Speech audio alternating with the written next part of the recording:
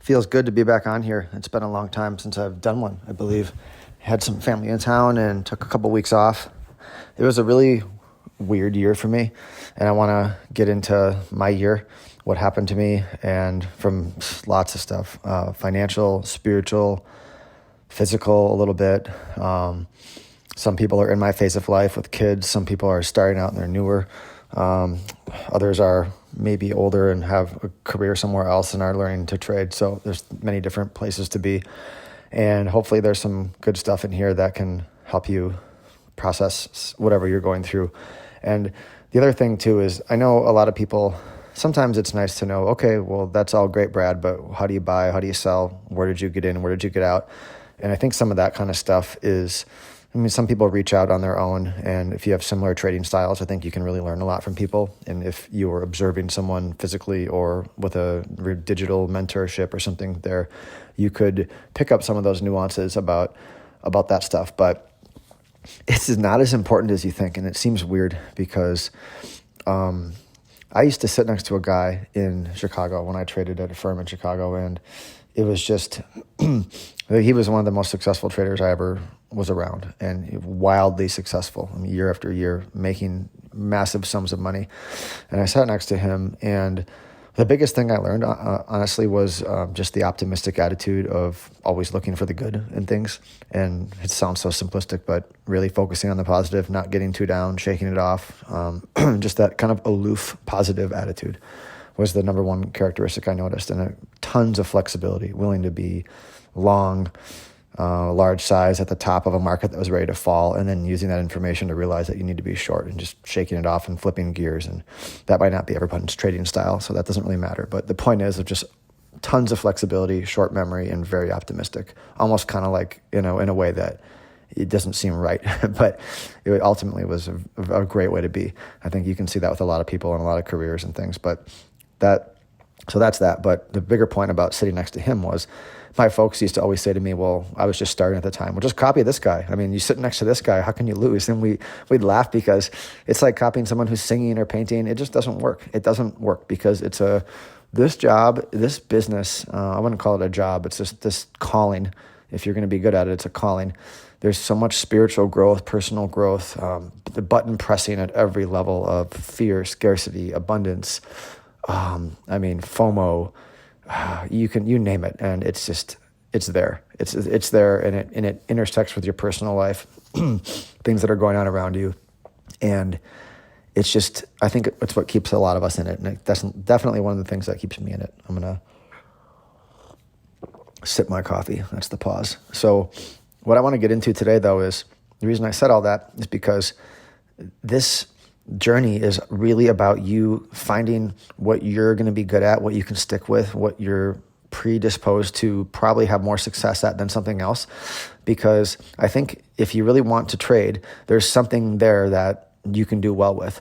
But there's a lot of things that are going to lure you in, and you're going to work really hard, and you're just not going to do that well. And it's going to seem like work at times. And some examples for me are, I've tried so many things. So I started off day trading futures. That's always what I wanted to do out of college. For obvious reasons, I just was attracted to it, but more leverage. You don't need as much money. It's the index. It drew me in for a lot of those reasons. And so that's what I started with. And over time, I thought, okay, well, I want to scale up. I've made more money now. I want to use stocks, and I want to hold growth stocks for 6 months or a year because I'm always buying technology products early. I need to take advantage of these, and getting in these companies and riding these stocks where I can triple or quadruple my money over a few years or more in these big growth stocks. And I feel like I'm not using that to my advantage, but I'm just trading futures, but I need to start to moving out. So I had some success doing that, but I never really had a system. It was just kind of like artistic. I'm early. I like the chart. The earnings seem good. I don't think society has caught on yet. And then whatever, the monetary looseness of policy was good and all that kind of stuff. But as time went on, I ebbed and flowed in that. And then I got into cryptocurrency 2016, 2015. And then I figured I was early in that. So I was trading that for a few years, and I totally dropped it. Then I got back into it again, and I dropped it. All the while, the futures has kind of been in the background as like the main steady thing I do because that skill set I spent so much time developing. And then the other stuff would just kind of pop up when it pops up. Excuse me. So it would if stocks got really beaten down and things looked better, maybe it was time to look at stocks for a while, like early 2020. And then, so I've always kind of played that sort of a game, but that was more like picking the right thing at the right time. And the futures is more of like business income, steady understanding, like have a process that I have, a system, or just like, it's kind of intuitive for me, but it's more, I trade numbers and events a lot. I know which days I'm probably going to have a better shot and which days I'm not. And I've been through a lot of cycles, things like that. I know how I'm going to buy, how I'm going to sell. That's kind of my thing. But then there's a side of me that wants to always be growing. So I got into all this other stuff, and it really kicked off hard in maybe 14, and then again in 2017, 2018, where I dove into stocks hard, joined a bunch of groups, really started working at it. And I guess the best way to describe my results are mixed.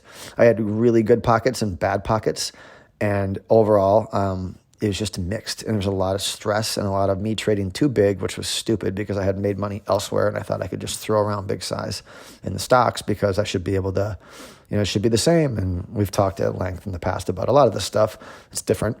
And I've learned a lot in stocks. So I feel like I have picked up things. But my point of all this is that it never really stoked me at the deep level that the futures did. And my last podcast was titled, I forget, but it was something like The Life That Chose You. I think that was it.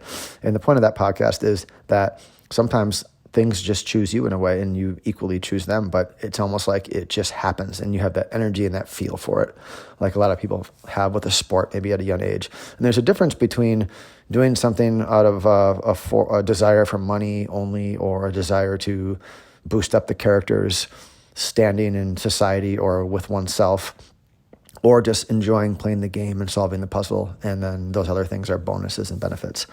And I found myself in 2022 coming off of a really good run early into the year. And we all know that the great runs set up the bad runs usually. And that's something we have to be psychologically super aware of. It just happens. Even if it's a lag, it tends to happen. And I came into 2022 well aware of the cycle of the asset bubble and things like that. And I'm going to get out of the way. I'm going to be okay. And I had bought a bunch of stocks with using an advisor outside of my trading. And I timed that really well after the pandemic. And so that was doing really well. And I thought, well, this seems really weird. It's gone up, so much. And I just kind of left it in there and thought, well, whatever, I'll just leave it in for 5-10 years. Doesn't matter. I got a great entry. And okay, so that's going on. And then futures is really good at the beginning of 2022 because it's busy, but I'm not trading futures because I thought, well, I'm going to work on this stock stuff and take a break. So I'm not really taking advantage of the volatility in the futures. So I have some crypto and some stock positions on. I ended up leaving to go on a trip with my family for a month and kind of just got sloppy, and things started really coming back, and I gave back a lot of money that I was up. And then at the same time, I had my stuff that I bought outside with another person personally after the pandemic, the stocks, and those started coming back, and I thought, this is not good. But I kind of just froze because a lot of it was out of my hands, and I thought, well, it's going to be a bigger picture, and I got my wires crossed, and then I started to watch that money evaporate that I made, and then it started to lead to bad decision making and bad trading because it's a little different situation than I've ever had, and I'm aware of what's going on, but I'm just kind of mentally stuck. So I started going back in trading in the middle of the year, or maybe at the end of the first quarter, early second quarter, and I'm just not, excuse me here, I'm in a mindset of this is going to be good for me. I'm familiar with the futures right now. This is a good market. I'm going to trade bigger. So I'm trading bigger, and I'm right on a lot of my ideas, but I'm trading so big that I keep getting bumped out and watching it work. So I'm getting more and more frustrated. And then eventually I took a really big swing later in the year a couple of times, and I had a podcast about that where I just blew myself up bad. Worst I've ever done in my career. And I'm just kind of detailing to you how that happened, the thinking process behind it. Of course, shouldn't happen, not acceptable. I've been doing this for 20 years. What the hell's going on? All that's true. But it was a swirling measure of all these things happening. Some of them in my control, some of them not. Ultimately, they're all in my control, but not right at my fingertips. And it kind of all spiraled together. And then I had 2 little kids at home, so I'm, having a busy life outside of it. And I just got stressed out and had a lot of anxiousness around it. And I just felt like I got really off my game mentally. And then I had to take a month and a half or so off in October after that loss. And in the meantime, all my stuff I was holding, my trading stuff I had gotten out of, but the longer term stuff just got worse and worse and worse. And we all know what's going on with that. And I felt like I just didn't manage that well. And I just mentally wasn't in the spot. So this has been like a tough thing for me of making the money trading and then figuring out how to manage it outside longer term, which is like wealth management that everyone deals with. And that's a totally different game than trading. So now I'm learning to do that better. And it's not really something that I've read, I'm obviously aware of all the landscape and things, but my point is that when you're trying to do different time frames like that under one person, it's kind of like, go play the game, score 30 points, then come back home, look at the roster, make some trades, and then decide if you're going to move the team to a different city. You know what I mean? You're wearing the hats of the general, the foot soldier, and the lieutenant in the same person. And that's what happens when you're doing all these time frames, and it's really difficult. And I started to just misfire on all of them because I was getting my wires crossed, basically. It was too hard emotionally for me. And so that I had a pretty stressful, difficult year because a lot of it was self-induced because of that. And I look at my results, and it was the first year that I hadn't had a losing year, and I had a really bad year this year. And it was a shocker for me. And I look at it and I say, well, do I not know how to trade anymore? Like, well, no, it is an emotional, positional, psychological wipeout I had, just a swirling bunch of stuff that happened. And my actual trading didn't even necessarily get tested that much because I was so kind of caught up in this that I didn't really put my hat on and do my job or my calling or whatever you want to call it. And I started off at the end of 2022, late October, going back to that and just immediately started doing well and cleaning up, it's going to take me a while to clean up the mess I made, but started cleaning up the mess a little bit. And then when I looked at kind of my state and what was going on, I was like, okay, well, this feels good to come back and do this. And there was really never any problems. I think I just moved out in a little bit more of a rural area and I got socially isolated versus when I was in Chicago. And I've now connected back up with Brent a lot more. And he and I have spent a lot of time together trading and talking because we have similar styles. And we're working on some new stuff, some kind of like a hybrid manual system type thing of tendencies we noticed in the market, which is new for us. And we're also trading. And then I'm still going to do the stock stuff that I put so much effort into, but I'm going to do it smaller and I'm going to do it on the side. It's going to be like a fourth of the size and the impact. And I was making it 4 times the size for a while, which was crazy. And that's not a very responsible way. That's always been a little bit of a fault of mine is I go in hard sometimes with stuff. And overall in my career, it's worked. But when you're starting something new, it's not the smartest thing. And that's a lesson that got pounded home pretty good. So now going into 2023, I feel really good. I feel like I was just raked over the coals spiritually, physically, psychologically, emotionally, all of it, and really went down and probed the bottoms of feeling pretty low.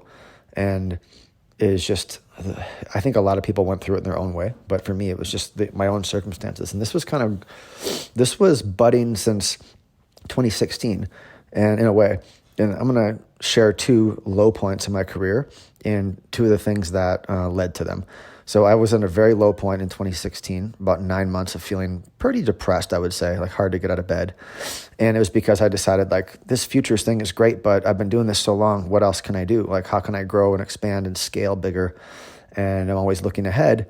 And then I started to get it in my head that, well, what are you really providing to society by doing this all day? And I got that nonsense in my head, listening to other people or whatever, which is total nonsense because, any job, what do you do with your life and what you do with your money is different than your work that you do. You could be a doctor because your dad was a doctor and be a detriment to society to make a point like that. It doesn't matter what you're doing. It matters how you're living, and it doesn't really matter anyway. Everyone's personal choice.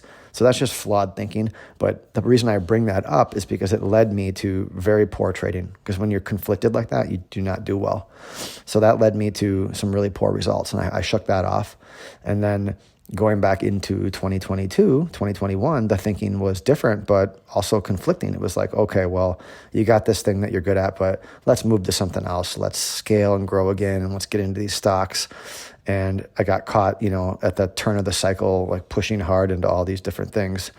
And that, again, was I feel like my ego or my character, whatever you want to call it, it was the character's desire to grow and expand and push. And it was almost like pushing for the sake of pushing versus that natural curiosity, that playfulness, the love for the game. You know what I mean? There's a difference between that kind of that inspired action and that kind of that forced action. Building for the sake of building, roads to nowhere or whatever. Maybe that's a bad sentence about it, but you get what I'm saying. And that doesn't end well, and it didn't end well for me. It's going against, it was always like a little pit in my stomach when I was doing it, and you got to pay attention to that emotional stuff about a pit in your stomach or any kind of fear, or anytime there's a twinge of fear or uneasiness, you're not doing the right thing, or you're not going to repeat that 100 times and have success. So I've really learned to listen to that emotional system, because that's your guide that lets you know where you're standing, and you can't go against that. Yeah, you're going to be a little nervous when it's busy or whatever, but you know, a little bit is okay. But I think we know the difference between, you could be like in a relationship with somebody and, you know, it just feels right, or it doesn't feel quite right, even when it should. And like, those are signs, and your trading offers you the same signs. And the people you meet offer those signs, and the strategies you're in offer those signs. There's like an excitement even when you're losing, because you know this is going to be good for you, and you want to work on it on the weekend, and you're tirelessly after it. And those are signs that you're on the right path.